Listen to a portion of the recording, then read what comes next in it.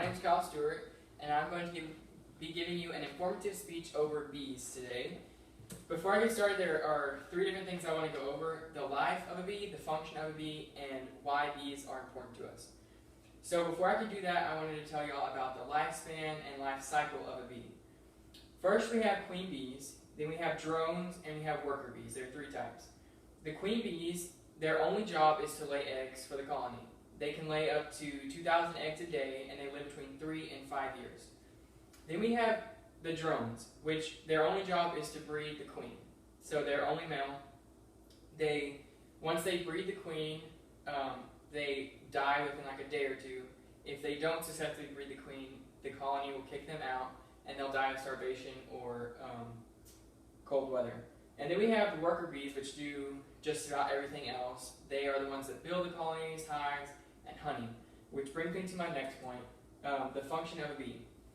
So the worker bee will leave the colony in the morning when the sun comes up, and they will go to each of the flowers and collect the nectar to make the honey. But when they're collecting the nectar, they get the pollen and flower seeds stuck on their legs and body. And then when they're flying around to other plants and over dirt and stuff, the seeds will fall off and grow new plants, and the pollen will cross-pollinate other flowers. So you take one flower pollen, you put it in the next flower pollen, and this goes with food too. So you take a flowering plant that we eat, like squash or stuff like that, and you take the pollen from this one and you put it into this one, and that's what gives our food flavor. Shocker, I know. On to the next point of why we need bees to survive. Now, when you think of bees, you don't think we need them to survive, but we actually do.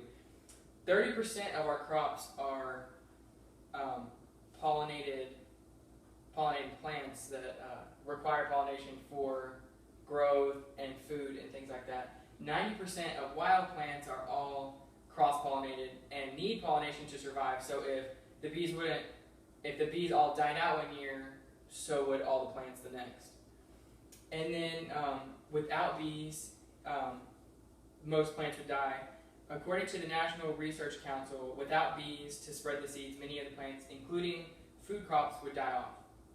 And according to the National Bee Association, of 100 plant species that produces 90% of our global food supply, 71 are bee pollinated.